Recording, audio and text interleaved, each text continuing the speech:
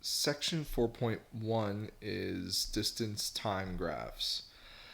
And this unit is all about linear relations. And to start things off, we analyze these graphs called distance time graphs. All right, so I'm going to go into detail explaining this graph, which is a distance time graph, throughout this little quick lesson here.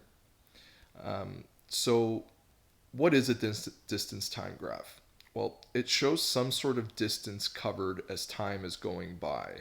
So if you look at this graph and we try to pick up on what's going on here, I see my axes labels are distance and time. And you can see that the time here, it's in a 24-hour clock. So 17 o'clock is actually 5 o'clock. Okay. And then 5:15, 5:30, 5:45, 6 o'clock, and then 6:15 here. All right, so it's just a 24-hour clock in case you're confused by that. And we have distance in kilometers on the y-axis here. All right, so as time goes on, there is a certain distance being covered. For example, in the first 15 minutes here, okay, so from 5 o'clock to 5:15, you can see that a total of 5 kilometers has been covered in the first 15 minutes. Okay, and then so on and so on. There's different sections of this graph. So it seems like whoever is either walking or doing whatever, it could be driving a car potentially, in the first 15 minutes covers 5 kilometers. And in the next half hour from 5:15 all the way to 5:45, okay, this distance gets covered. So from 5 to 25 kilometers. All right, so a total of 20 kilometers gets covered within this 30-minute time frame. This is over 30 minutes here, from 5:15 to 5:45. So that's what's going on. And then we'll analyze and look at what this horizontal line means. Okay, there's a horizontal line, and then we see a change of direction. All these other lines are going up away from the starting point, and this line here is going down, back down towards the starting point. All right, so we're going to analyze all of that, and let me just erase everything here now, just so we can get a clear graph. Okay, so that's just a brief description of our distance time graph and kind of how to read it and just to see what's going on here. Okay. All right, so let's go down to our next point. Why study distance time graphs? Well, the explanation is there, but we want to study distance time graphs because this unit is linear relations. All right, this is going to set us up as we analyze each one of these sections of the graph, each one of these lines. It's going to set us up for the rest of the unit. All right, so we're going to talk about different things in this lesson. Key properties such as the steepness of the line, which gives us the rate of change, and we'll talk about what the rate of change is, and whether the line is increasing or decreasing or has increasing or decreasing rates of change. All right, so we're going to talk about these different things, and it's just going to basically set us up for the rest of the unit. All right, so let's look at the graph as an example. First thing that I discuss in this paragraph here is take a look at your x variable and your y variable and make sense of it. You always want to analyze the graph before you start doing anything. And you want to see here that we have time on the x-axis. Remember that this is our x-axis. And this is our y-axis here. All right. The reason why time is on the x-axis and distance is on the y-axis is because distance depends on the time that goes by. So that how far away you are from your starting point depends on the time that goes by. Okay. So that's the first thing that you should really kind of pay attention to. Now let's look at from 17 o'clock or 5 o'clock to 5:15. I wrote here that a distance of 5 kilometers was covered, moving away from the starting position. It is less steep than the other lines, which means its rate is slower or its speed is slower. So if we go back to the graph, the steepness of the line if you notice, this line here is not as steep as the next line.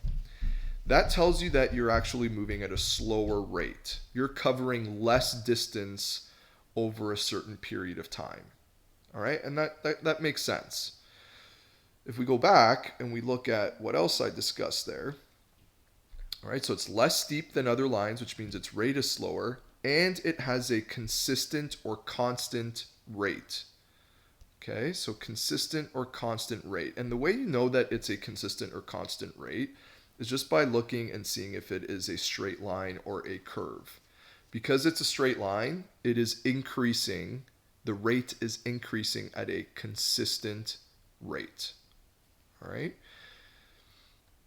Okay, so maybe in this first 15 minutes here, this first block, it could be that somebody is jogging at a constant speed. Now let's look at the next chunk here from 5:15 to 5:45. I wrote a total of 20 kilometers was covered, 25 minus 5, and I showed you that earlier and I can show you again. Moving away from the starting point, more steep than the previous line, which means the rate or the speed is faster. And then once again, it is a consistent rate because it is a straight line. All right, so let's take a look. So here's our next section right here. And actually, let me just remove that line there.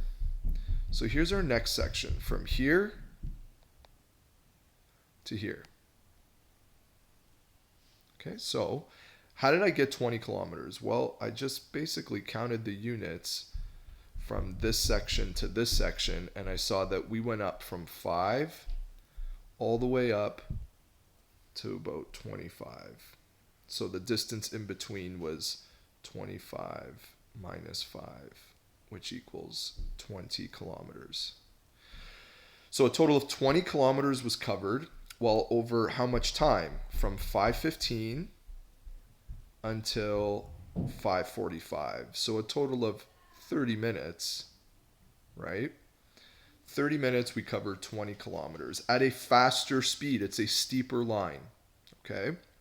It's a steeper line, which means we're going a little bit faster. So maybe we went from a jog to a sprint, or if we were in a car, we were going consistently at a certain speed, and then we increased the speed a little bit faster, but we still kept it at a constant speed. We weren't accelerating. We got up to a higher speed, and then we just kept that speed. All right, so we're moving faster.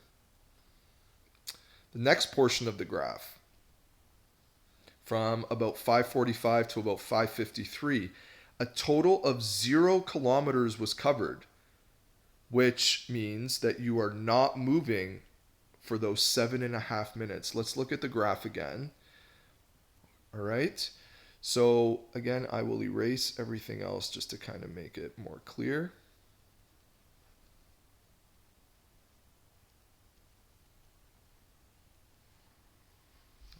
Okay. So you've got this time frame in here from about 5:45 until about 5:53-ish. No distance was covered. Notice the horizontal line. The horizontal line means 0 distance was covered, but time was still going by, and that's why you have this horizontal line. All right, and so that means that we stopped moving. For whatever reason, it could be that you stopped to talk to somebody or whatever reason it might be, but no movement here, but time was still going by. All right. And then lastly, let's take a look at this last section now. Let's take a look. From about 5:53 to 6:15, a total of 25 kilometers was covered back toward the starting point.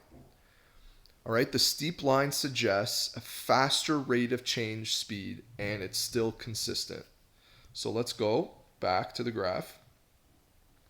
Let's erase what we've got here so we can kind of see this clearly. All right, so this section right here, a total of 25 kilometers, if 25 is here,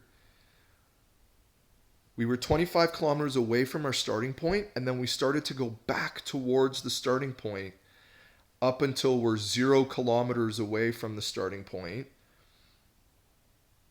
All right, which means that we've arrived back to our starting point. That's what this line going back down means. It means you're going back towards the starting point. So think of the beginning part of this graph as we were